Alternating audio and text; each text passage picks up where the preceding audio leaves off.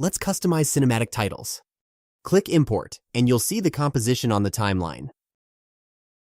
Once it's there, click Edit.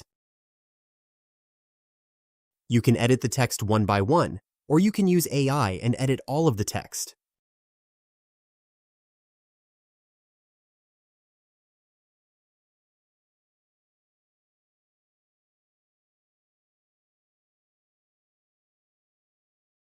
We got all new titles, Quentin Tarantino, new fake movie title, and a few actors.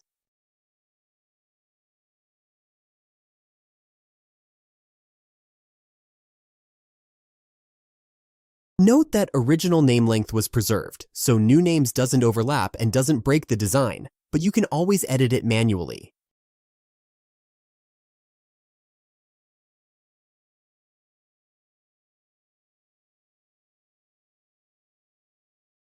Let's change the font. It will be changed for all similar fonts in the composition.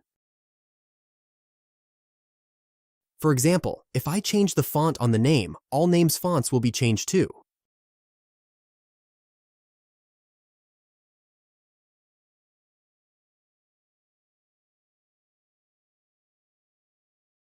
Also note that some fonts are bigger, so you might need to adjust the size.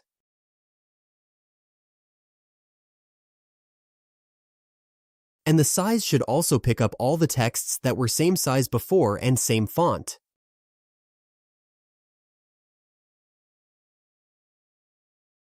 If you need a video underneath, just drag and drop it on the timeline and move it under your title.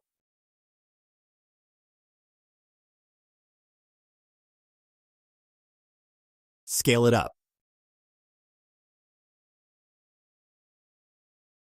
Not the best video, for example, so I'll just leave it blank and I'll export the final video with transparency by pressing Export. Once the file is exported, or you can also use it in other compositions.